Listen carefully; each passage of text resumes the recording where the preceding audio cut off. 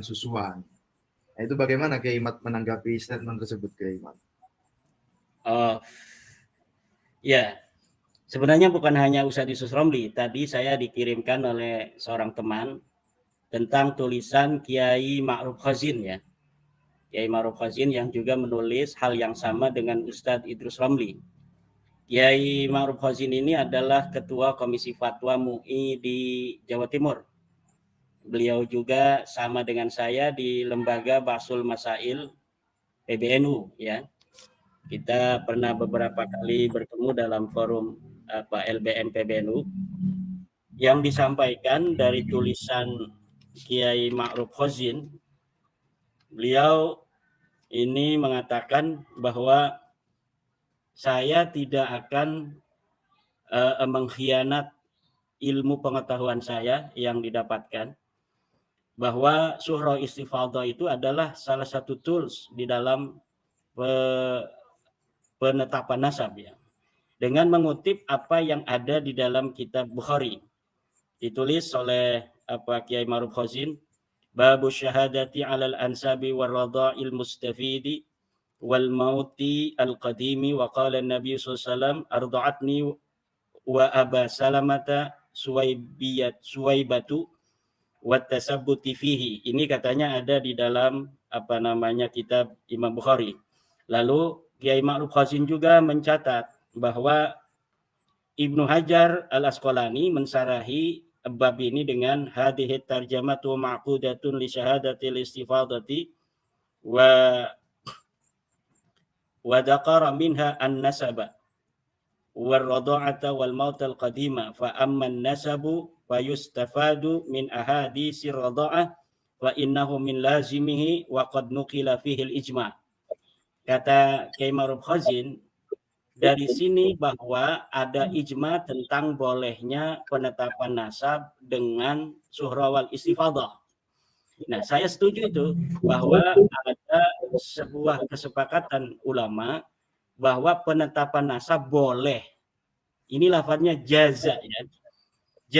Jaza itu boleh untuk menetapkan nasab dengan adanya surah istifadah.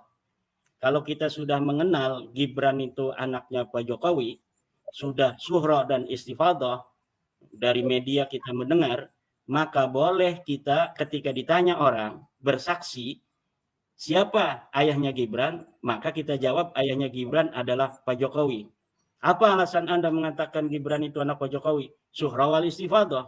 Saya mendengar dari televisi, saya mendengar dari YouTube, saya membaca koran, saya mendengar dari orang mengatakan hal yang sama, bahwa yang namanya Pak Gibran itu adalah anak daripada Pak Jokowi. Kiai Ma'ruf Khazin juga ini mengatakan dengan mengutip kitab Al-Majmu' karangan Imam An-Nawawi. Kata Kiai Ma'ruf Khazin, wa in kanatish syahadatu ala ma la yu'lamu illa bil khabari wa huwa salasah an-nasabu wal bilqu wal mautu jaza ay yashhada fihi bil istifadati.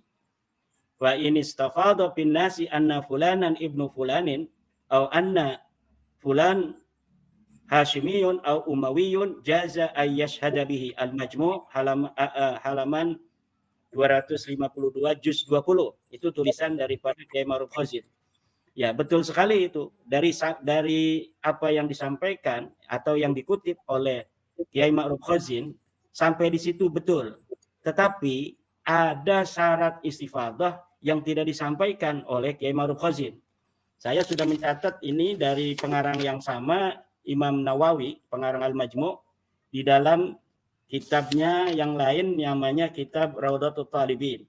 Di dalam kitab Raudatul Talibin, Imam An-Nawawi mengatakan, wa yu'tabaru ma'an tisabi syakhsi wa nisbatin nasi alla yu'aridahuma ma yuwarrisu tuhmatan wa ribatan walau kana al-mansubu ilai hayyan wa ankara lam tajujis syahadatu wa in kana majnunan jazat ala sahihi kama law kana mayitan falau ta'ana ba'dun nasi fi dalika an-nasabi hal yumna'u aw hal yamna'u jawaz syahadati wajhani asahuhuma na'am ikhtilalil dhann. Bahwa memang betul nasab itu dihitung bersama dengan seseorang yang menisbahkan diri kepada sebuah nasab, atau manusia, orang-orang menisbatkan dia kepada nasab itu, dihitung itu artinya alla yu'aridahuma ma yuwarrisu tuhmatan. Disyaratkan tidak adanya penentang, tidak adanya dalil yang membantah ma yuwarrisu tuhmatan waribatan, yang akan melahirkan kecurigaan dan keraguan. Walau kanal mansubu ilai hayy, kalau yang dinisbatkan itu masih hidup, misalnya seseorang disebut oleh orang-orang sekampung dia Samlawi bin Samsul. Samsulnya menolak, saya bukan anak Samlawi. Ini walaupun sudah surah wal istifadah, maka ini orang lain sudah tidak boleh lagi bersaksi karena sudah ada pengingkaran daripada Mang Samsul yang mengatakan Samlawi ini bukanlah anak daripada Mang Samsul. Nah, ini yang tidak diungkapkan oleh Kiai Ma'ruf Khazin.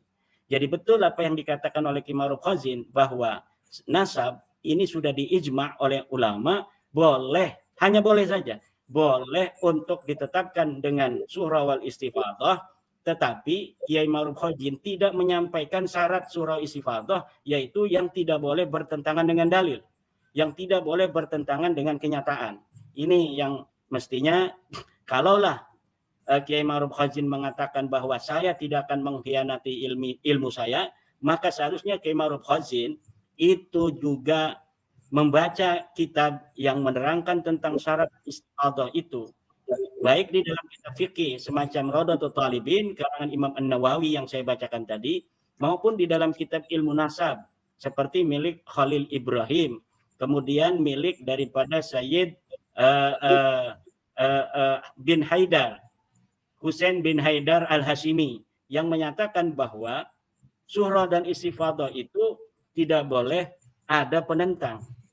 Harus disyaratkan adamul mu'arid, tidak adanya dalil yang menentang. Kalau ada dalil yang menentang, maka surah istifadah ini gugur. Ini ya, mudah-mudahan ini bisa didengar oleh Kiai Ma'ruf Khazin, Kang Mas Rifki, juga oleh Ustadz Idrus Romli yang juga saya dengar itu dalam sebuah YouTube.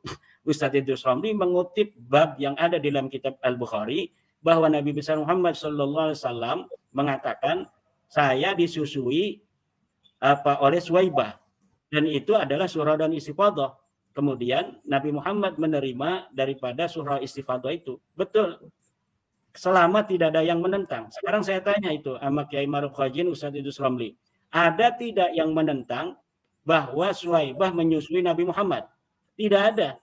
Maka karena tidak ada dalil yang menentang, baik dari sisi sejarah maupun dari hadis-hadis, bahwa Suwaibah menyusui Rasulullah, maka itu sudah sah surah istifadah karena tidak ada yang menentang.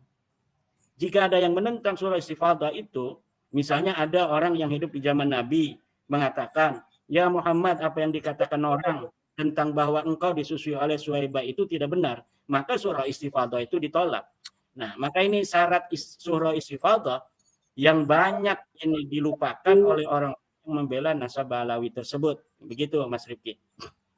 Ya baik. Ya itu jelas sekali bahwa surah batal karena adanya pengingkaran, begitu ya.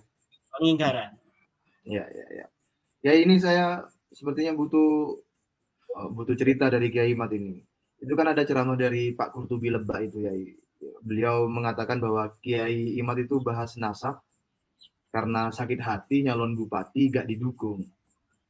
Itu ceritanya itu gimana ya? Ya, sakit hati itu apa namanya? Ya, sakit hati itu orang-orang yang lemah ya yang sakit hati itu.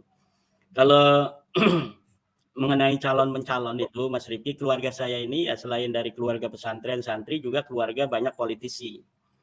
Dari zaman dulu ya itu sudah masuk parlemen kan, sampai di DKI itu ketua partai NU itu ketuanya orang Kresek keluarga saya. Tahun 70-an, 60-an itu. Kemudian paman saya dulu waktu saya kecil itu ketua P3 di kecamatan. Paman satunya itu jadi ketua PDI. Ya, jadi ini ya ketua P3, ini ketua PDI, satu keluarga beda-beda partai. Hanya Golkar saja yang tidak itu karena orang kecamatan yang jadi ketua partai Golkar itu waktu itu. Ya. Jadi kalau calon mencalon itu sudah biasa. Bahkan tahun ini nih 2024 ini Mas Rifki, keluarga saya Bani Usman itu 12 orang mencalonkan diri jadi caleg, 8 orangnya itu terpilih. 8 orang terpilih dengan partai yang berbeda-beda. Jadi apa hal-hal calon mencalon kemudian jadi tidak jadi itu sudah biasa. Mengenai apa benar saya dulu pernah mencalonkan, ya tahun 2017 kalau tidak salah memang waktu itu tidak ada calon yang berani melawan petahana.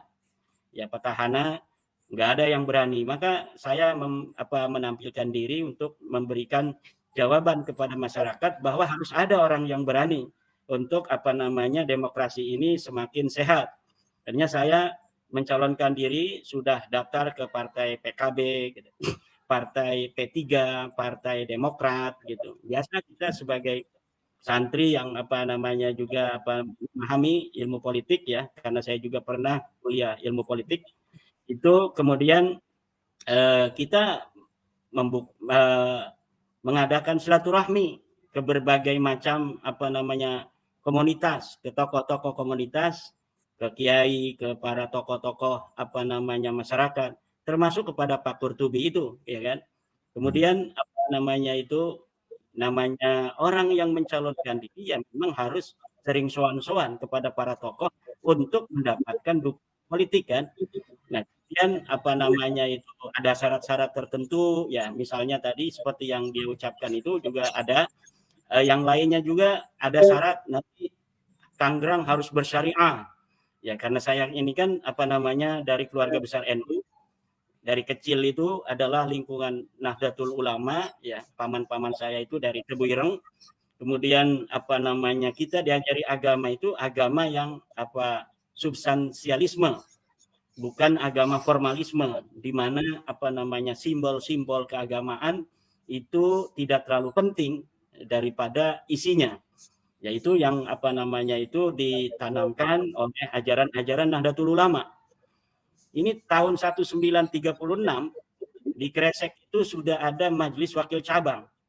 Kiai Muhammad Amin, bapaknya Kiai Ma'ruf Amin itu datang dari Mekah tahun 1936, itu langsung menyusun kepengurusan tingkat kecamatan MWCNU. Saya pun kan tahun 2006 itu ketua majelis wakil cabang NU di Kecamatan Kresek gitu. Ya. Akhirnya karena itu ada syarat-syarat tertentu, harus bikin FPI di tingkat desa dan lain sebagainya. Ya saya kan kader NU, saya lebih menjadikan ajaran-ajaran Nahdlatul Ulama inilah yang harus menyebar di tengah-tengah masyarakat. Karena ajaran Nahdlatul Ulama adalah ajaran-ajaran yang telah terbukti sebagai ajaran yang mampu membawa keberagamaan di Indonesia seperti sekarang ini. Mulai dari zaman Wali Songo, ajaran-ajaran rahmatan lil alamin, ajaran-ajaran yang penuh dengan toleransi, ajaran-ajaran yang penuh dengan akhlakul karimah diajarkan oleh para Wali Songo, kemudian kepada para kiai sampai kita hari ini. Jadi saya lebih mengedepankan bagaimana ajaran-ajaran Nahdlatul Ulama di kampung saya ini untuk semakin menyebar. Ya, itu sebenarnya begitu. Ini sebenarnya pengalian isu saja, Mas Rifki ini. Sebenarnya itu bom nuklirnya itu belum berani dikirimkan. Katanya itu beliau sudah mengarang bom nuklir tuh. Bom nuklirnya sudah jadi, dibakar itu di pondoknya, tapi belum berani dikirimkan ke saya. Nah, atau misalnya kalau misalnya harus bayar ya kita bayarlah, kalau misalnya kitabnya di COD ke sini kita bayarin gitu kan. Dulu ada seorang kiai dari Sukabumi yang membuat bantahan terhadap tesis saya, kemudian diantarkan ke pondok saya, kemudian kitab itu berbahasa Arab oleh kiai dari Sukabumi, Syekh Abdullah Mukhtar. Dia orang asli sini, kemudian kakeknya pindah ke Sukabumi. Nah, kemudian kita balas dengan bahasa Arab pula. Dan beberapa orang yang membuat bantahan kepada saya juga saya balas gitu.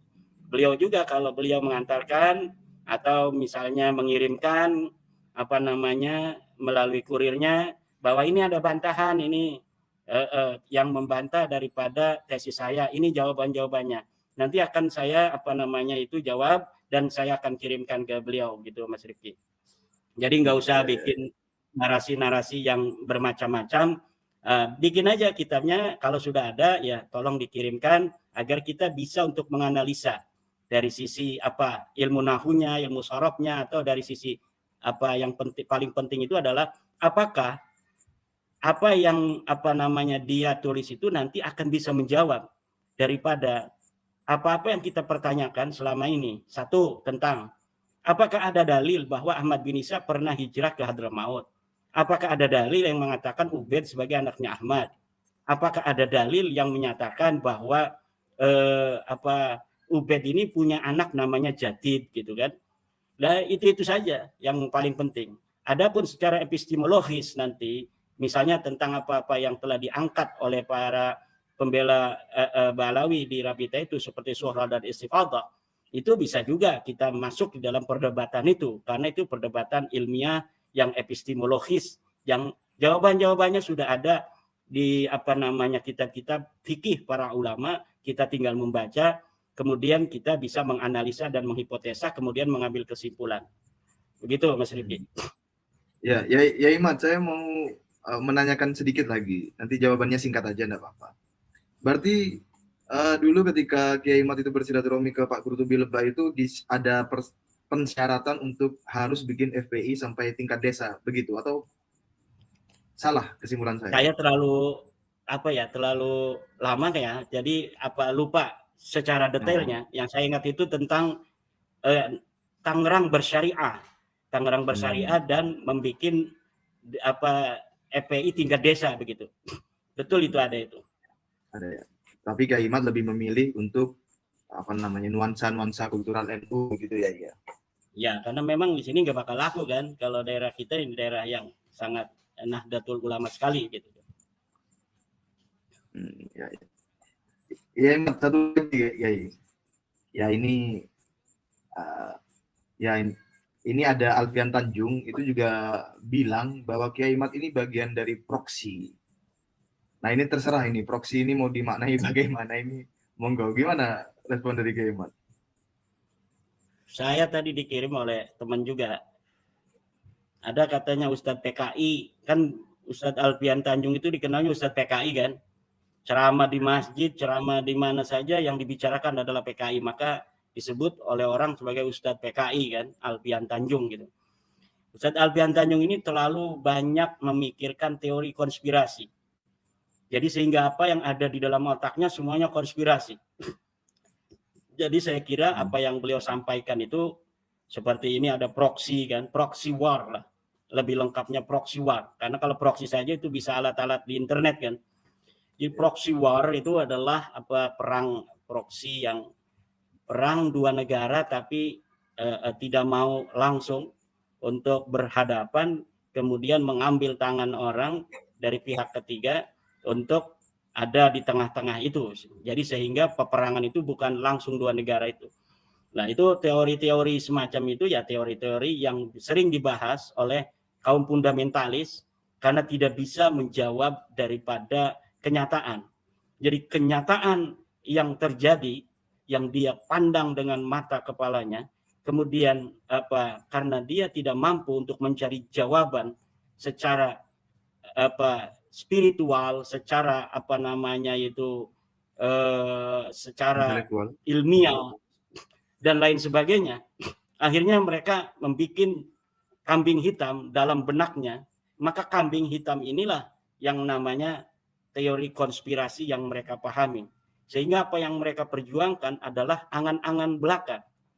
Kenapa? Karena bisa jadi orang-orang yang semacam mereka ini yang sangat formalistis di dalam perjuangan ingin menegakkan syariat Islam, sebenarnya mereka inilah orang-orang yang dimanfaatkan oleh orang-orang lain untuk menjadikan sebuah keamanan negara itu menjadi tidak stabil dan lain sebagainya. Orang-orang yang sumbu pendek, orang-orang yang gampang untuk dimanfaatkan, langsung digosok-gosok sedikit, langsung berteriak dan lain sebagainya. Ini adalah tidak bisa untuk alamatkan kepada kaum-kaum tradisional seperti Nahdlatul Ulama dan pondok pesantren, tetapi kepada mereka ini. Jadi teori konspirasi itu sebenarnya ketika Ustadz Alfian Tanjung bicara tentang proxy war, sebenarnya mereka inilah orang yang sedang diproxy wari oleh kekuatan-kekuatan lain gitu, untuk menjadikan negara misalnya tidak stabil dan lain sebagainya. Kemudian tentang dia bertanya, ini siapa bapaknya kan, siapa gurunya, siapa di mana mondoknya. Itu kan apa hubungannya? Saya sudah sering katakan dan bahkan dalam tulisan, bapak saya Sarmana, kakek saya Haji Samun, buyut saya Usman. Jadi, kok dalam ijazahnya ada nama Haji Samun? Ya karena saya sejak kecil ikut pada kakek saya, maka surah istifadah itu sampai guru pun menulis bahwa saya adalah anak Haji Samun. Itu dipertanyakan oleh Ustadz Alfian Tanjung. Seharusnya dia bertanya, mana dalil daripada Ahmad bin Isa sebagai anak mempunyai anak Ubaid. Mana dalilnya? Nanti saya sampaikan dalilnya. Kemudian saya tanya, sekarang mana dalil kamu yang menyatakan bahwa Ahmad bin Isa punya anak Ubaid? Kalau dia mengatakan mana dalilnya yang membatalkan bahwa Ubaid sebagai anak Ahmad, nanti saya bertanya, mana dalil daripada Ubaid sebagai anak Ahmad? Harusnya kan begitu ilmiah. Tapi ini tidak. Yang ditanyakan adalah hal-hal lain, di mana mondoknya. Kalau saya ngomong mondok-mondok, nanti saya disangka sombong dan lain sebagainya. Karena mondok saya banyak sekali itu, Mas Rifki. Guru-guru saya banyak sekali dalam setiap fund itu kan. Dan saya ini ketua komisi fatwa MUI Banten. Di Banten itu tidak sembarangan para ulama itu mengangkat seseorang untuk menduduki sebuah jabatan tertentu, apalagi sebagai ketua komisi fatwa di Majelis Ulama Indonesia yang membawa nama Syekh Nawawi Tanara. Banten ini kan membawa Syekh Nawawi Tanara, membawa Syekh Arsyad Tawil, membawa seorang Sultan Hasanuddin, membawa nama seorang Arya Wangsakara, membawa nama para pejuang Banten seperti Kiai Wasid, seperti Kiai Samun, seperti Kiai Asnawi Caringin dan lain sebagainya. Masa seorang ketua komisi fatwanya orang yang sama sekali tidak dikenal orang, itu tidak mengerti. Kalau mau bertanya tentang saya, Ustadz Alfian Tanjung bisa datang aja itu ke Kresek atau ke Tangerang gitu kan. Kebetulan bupatinya juga kenal dengan saya, dan beberapa kali kita kerja bareng untuk kebudayaan di Kabupaten Tangerang. Jadi kalau bertanya siapa, jadi seakan-akan saya muncul dari ruang hampa yang tiba-tiba membicarakan tentang nasab. Saya 2006 sudah jadi ketua Majelis Wakil Cabang Nahdlatul Ulama. Saya pengasuh pondok pesantren, rumah saya tidak pindah-pindah, ada di Kampung Cempaka namanya. Orang semua kenal di sini, lurahnya aja sepupu saya, ketua MUI-nya sepupu saya, bisa tanyakan juga itu. Nah ini Ustadz Alfian Tanjung ini saya kira harus banyak lagi belajar. Sebenarnya kan beliau ini sudah banyak belajar, kemarin di penjara beberapa waktu kan, harusnya itu banyak berenung sehingga nanti akan banyak ilmu-ilmu baru yang dapat untuk kemudian bermanfaat untuk masyarakat. Begitu Mas Rifki. Iya. Ini saya jangan ditanya, saya mau tanya ini sama Dr. Sugeng. Monggo. Dr. Sugeng, ini ada yang masih mempertanyakan tentang hukum, ya kan, hukum Islam daripada DNA dan sebagainya. Kalau menurut pengalaman, ini bukan tanya hukum kepada Pak Dr. Sugeng, pengalaman Pak Dr. Sugeng tentang penemuan-penemuan para ilmuwan gitu. Sebenarnya mekanisme dalam bagaimana ilmuwan itu kemudian menggunakan penemuannya itu, apakah pertama harus tanya pada ulama, bagaimana itu, apa langsung dikerjakan sehingga kemaslahatannya itu terlihat dulu, atau bagaimana Pak Dokter? Begini, ilmuwan itu kan ulama sebenarnya. Jadi kalaupun dalam penelitian laboratorium kita melibatkan etika, ada komisi etiknya sendiri. Ya ulama nggak terlibat, maksudnya ulama di bidang agama. Ini suara saya jelas nggak ya? Jelas. Nah, gitu. Jadi kalau saya kerja di lab mau bikin apa, misalnya saya harus menggunakan tikus atau menggunakan anjing atau menggunakan mayat manusia, itu ya ada komisi etiknya sendiri. Itu mereka sudah terlatih untuk itu, dan ulama ilmu agama ya tentu aja nggak di situ. Karena apa? Mereka lihat sel aja nggak pernah, kenapa dilibatkan? Jadi siapapun yang terlibat di komite etik, kalau sesuatu itu dia harus punya dasar ilmu untuk itu.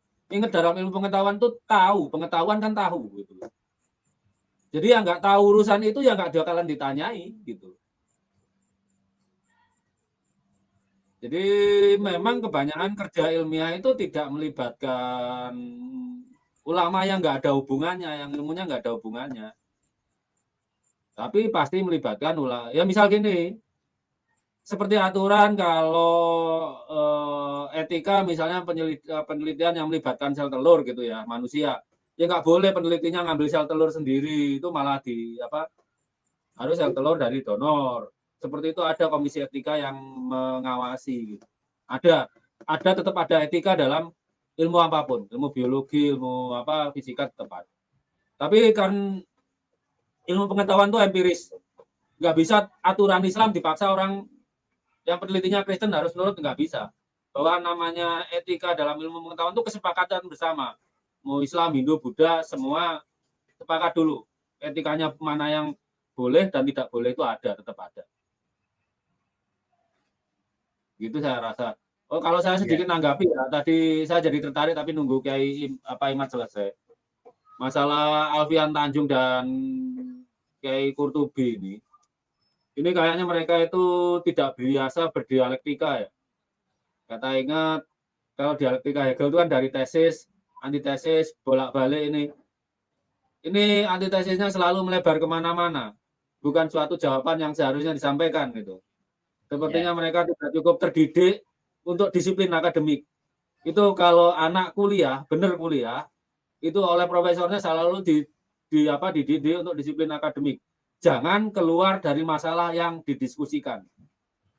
Itu ciri khas kita yang kuliah di pendidikan formal selalu seperti itu. Ini si Rifki terpental ini. Ya, jadi kesimpulan yang bisa tadi saya sudah baca dari tulisan Pak Doktor bahwa Ba'alawi yang mengaku sebagai keturunan Nabi secara hasil tes DNA itu mustahil. Itu yang saya baca dari buku Pak Doktor yang disebarkan dan saya beli itu mencoba membeli dari internet. Nah itu kemudian Pak Doktor, bagaimana apabila Ba'alawi secara ilmu DNA ini tetap mengelak bahwa mereka masih tetap berharap suatu ketika ada keajaiban bahwa ternyata diputuskan Nabi Muhammad itu haplogrupnya G. Itu bagaimana kalau mereka begitu Pak Dokter?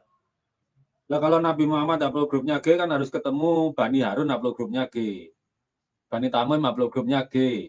Bani Utaibi haplogrupnya G, seperti itu.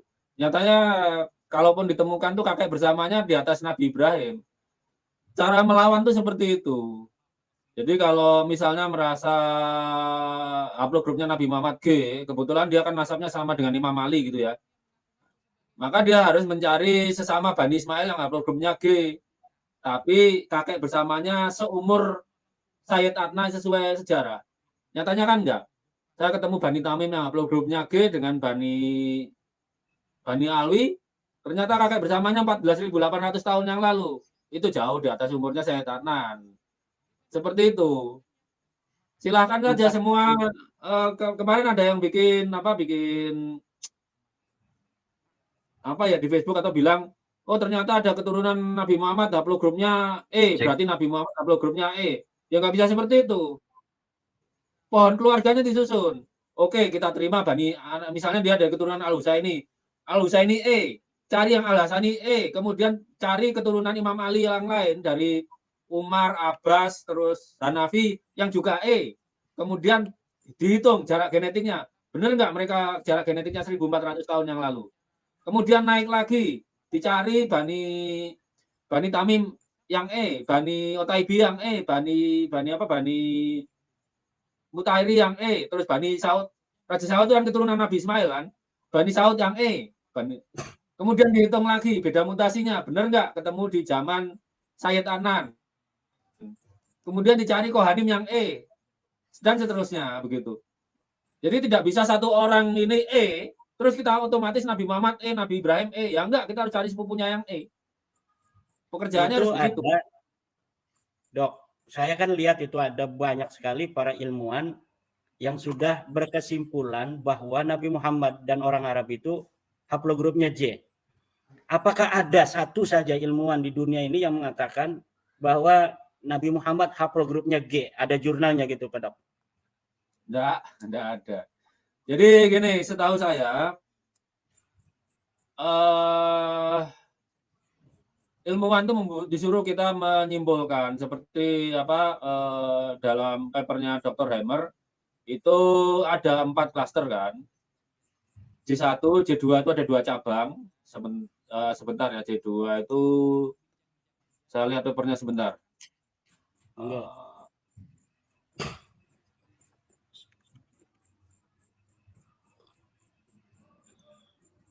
Sebentar.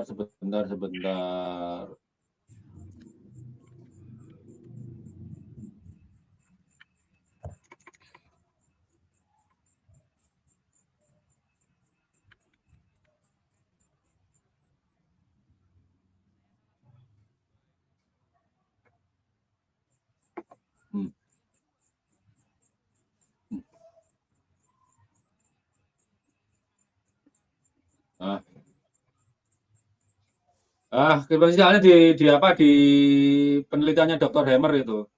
Dr. Hammer itu tidak menghakimi bahwa Nabi Harun itu J1. Kita disuruh mikir tapi bahwa ada 4 haplogrup ya, JP58, JM410, JM12 dan RM269. RM269 itu kakek bersamanya 11.800 tahun yang lalu. Itu bukan masanya Nabi Ibrahim. Berarti di zaman Nabi Ibrahim itu dari keturunan R itu udah berapa? Kemudian zaman Nabi Harun itu yang dari J2 itu JM410 dan JM12. Berarti ada 2 versi Nabi Harun dong, kalau caranya gitu. Sedangkan yang JP58 ya, jadi yang JP58 itu 97 orang itu punya satu kakek zaman Nabi Harun. Ada 3 orang yang satu kakek dengan 97 orang ini, tapi zamannya Nabi Ibrahim. Mengerti Pak Kiai? Yeah. Jadi kalau dari versi J1 ini ada 97 orang yang kira-kira kakeknya seumur dengan Nabi Harun, tapi mereka bawa 3 sepupunya, karena kakek 3 dengan 97 orang ini punya kakek bersama zaman Nabi Ishak, zaman Nabi Ibrahim. Kita disuruh menyimpulkan sih. Kemudian dari cabang Nabi Ismail, ya udah kita cari sepupunya. Mana yang cocok dengan J2, J1 ini. Yang paling kuat kita pakai. Cuma ke yang G ini masalah. Kenapa? G yang mengaku keturunan Nabi Harun dengan G yang mengaku keturunan Imam Ali. Itu kakek bersamanya 20.800 tahun yang lalu.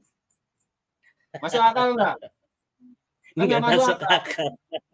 Jadi dalam kasus seperti ini, ya, bisa jadi kita punya 1, 2, atau 3 kandidat Nabi Ibrahim bisa.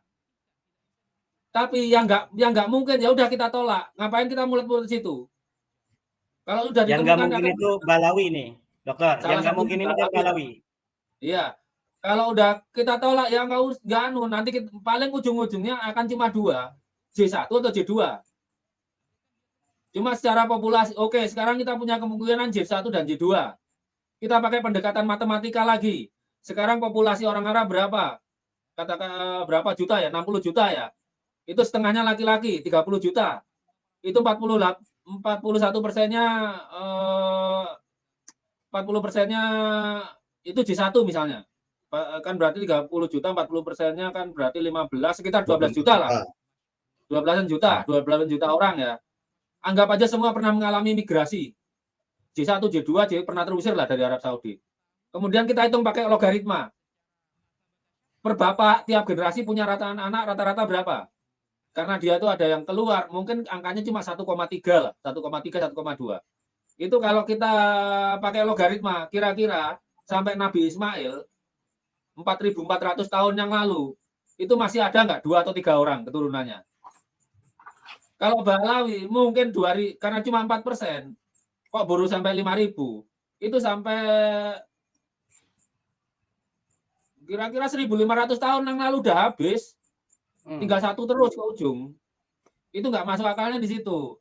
Jadi ketika ada dua atau tiga calon kandidat haplogrup Nabi Ibrahim, oke kita pakai pendekatan kedua, pakai logaritma. Misal dari 100 kakek itu punya anak rata-rata berapa? Kalau stabil kan 1, kalau 2 nggak mungkin karena populasi itu setiap generasi lipat 2.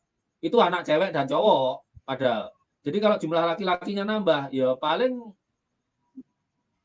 rasio ayah per anak laki-laki itu 1, sekian. Karena dari 100 orang itu kira-kira 37 orang nggak punya anak laki-laki. Ada yang punya anak 1, tapi ada yang punya anak 7. Itu dibuat rata-ratanya per ayah itu punya berapa anak laki-laki. Nanti kita hitung, misalnya dari sekarang 6 juta, berkurang 1 generasi sekian juta, berkurang terus kan kakeknya kan. Kira-kira zaman Nabi Ibrahim, zaman Nabi Ismail. Nabi Ismail itu anak-anaknya 12 kan. Nggak semua berketurunan lah sampai sekarang. Maksudnya nggak semua jalur laki-laki. Tapi kita lihat nih yang paling mungkin misalnya tinggal 4 cabang atau 2 cabang itu J1 dan J2. Lah kalau G ini, saya nggak yakin 2000 tahun yang lalu di Mekah dan Madinah itu ada G 1 orang itu paling banter ya 1-2 orang, nggak mungkin banyak. Padahal Nabi Ismail itu anaknya 12 itu. Seingat saya 11 laki-laki 1 perempuan itu. Yang perempuan kan akhirnya dinikahi oleh sepupunya, kakaknya Nabi Yakub gitu. Itu kenapa orang Israel sekarang dikatakan Bani Israel. Karena kakaknya Israel, Esau itu jadi Arab sekarang, keturunannya Esau. Bukan Bani Ishak, tapi orang Israel. Orang Israel kan tidak dikatakan Bani Ishak. Karena salah satu anaknya Nabi Ishak itu jadi orang Arab. Yang mendirikan bangsa Edomit itu. Esau kan mendirikan bangsa Edomit. Itu keturunannya sekarang jadi orang Arab itu. Kalau dalam tradisi ini tafsir bahwa Nabi Ishak itulah yang Israel, dia yang namanya Israel itu dong. Kalau sepanjang saya tahu yang dinamain Israel itu Nabi Yakub. Oh ya, Nabi Yakub gitu maksudnya.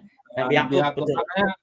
Makanya kalau orang Israel itu tidak dikatakan Bani Ishak karena sebagian Nabi Ishak punya anak 2. Yang Israel itu jadi Bani Israel sekarang. Yang Esau kakaknya Ishak itu jadi orang Arab. Yang mendirikan bangsa Edomit itu loh. Itu banyak tinggal di Jordan. Kakaknya Ishak ini maksudnya berarti kakaknya Ismail juga? Bukan, kakaknya Nabi Yakub, bukan kakaknya Ishak. Kakaknya Nabi Yakub. Ya. Dari keturunan Nabi Ibrahim itu boleh dikata semua Arab kecuali Yakub doang. Yang keturunan Yakub doang. Tapi sebetulnya kita bisa katakan keturunan Nabi Yakub itu ya Arab Yakubiyah kalau mau biar damai. Kita nggak usah nyebut mereka Israel lagi, Arab Yakubiyah biar nggak berantem terus gitu loh. Iya. Dokter Sugeng, saya mau nanya dok. Ini kalau misal ini ya, ini sekedar permisalan skenario. Kita terima bahwa haplo G itu adalah haplo orang bangsa Arab dan Nabi Ibrahim serta Nabi Ismail dan ke bawahnya begitu. Itu konsekuensinya apa, Dok? Ya Raja Saud itu nasabnya batal dong Nabi Ismail. Gimana? Kohen juga. Ya? Raja Saudi itu batal nasabnya ke Nabi Ibrahim. Raja Jordan batal ke Nabi Ibrahim. Raja Uni Emirat Arab batal ke Nabi Ibrahim. Terus pendeta-pendeta Yahudi itu batal ke Nabi Ibrahim. Tapi nggak bisa, ilmu pengetahuan tuh bukan dasarnya kita terima. Namanya aja pengetahuan tuh tahu. Makanya seperti misalnya kebanyakan pembela Balawi memakai dalil, misalnya Mbah Mun percaya nasabnya Balawi. Mbah Nawawi itu percaya nasabnya Balawi. Terus siapa lagi ya yang percaya lagi? Mbah Hamid percaya. Itu percaya loh ya. Ilmu pengetahuan tuh dasarnya tahu. Jadi harus metode terukur. Itu beneran mereka keturunan Nabi Ibrahim. Kalau percaya pembuktiannya apa? Percaya itu nggak perlu dibuktikan nih. Tapi nggak bisa dibuat jadi referensi. Makanya kalau ilmu, namanya aja ilmu pengetahuan, udah disyaratkan tahu. minimalnya dengan cara pengukuran karena jaraknya jauh gitu. Kita kan nggak pakai mesin waktu toh. Iya, iya, iya. Dokter Sugeng, nih saya mau tanya lagi. Ini dengan skenario ya, misal aja permisalan bahwa hablo G itu kita terima sebagai hablonya bangsa Arab, Nabi Ibrahim, Nabi Ismail, dan Nabi Muhammad. Kalau berdasar data yang ada bahwa Yuya, Stalin, dan Al Capone itu gay, apakah bisa dikatakan bahwa Yuya, Stalin, dan Al Capone itu zuriat Nabi, begitu dok? Dengan skenario G itu kita terima, begitu. Ya nggak mungkin lah. Probabilitasnya Iya kan enggak, gitu, Pak. misalnya kalau Anda ini skenario, oh iya wis kita terima gitu. Berarti kan Sayyid Al Kasihan Capone gitu ya, gitu kasihan ya. atau gimana dok? Apa ya, kalau ilmu pengetahuan kan nggak bisa pakai pengandaian. Apa tertolak lah kayak gitu. Sebetulnya kalau masalah Yuya, ya kita kan jelek-jelekin Yuya. J1 pun, J1 itu ada Abu Jahal, ada Abu Lahab, ya jelek juga. Tapi Abu Lahab dan Abu Jahal itu kan keturunan Nabi Ismail, siapa yang membantah coba? Kayak Imat kan udah yakin itu. Kalau Abu Jahal, Abu Lahab itu bin Ismail, siapa yang bisa membantah? Berarti udah G ini udah mustahil ya dok ya? Mustahil bangsa Arab saja Sangat. bukan gitu ya? Dah saya yang ngomong, sangat mustahil. Iya. Karena nggak ada sepupunya dari pihak Kohanim gitu ya. Bisa belum sembuh ya? Jadi ini di Kohanim pun juga ada haplogrup G, tapi GM377. Itu kapan kakek bersamanya? 20.800 tahun yang lalu. Masuk akal nggak Nabi Ibrahim 20.800 tahun yang lalu? Kan nggak masuk akal. Di Bani Tamim pun juga ada yang sebentar, saya tadi sebentar.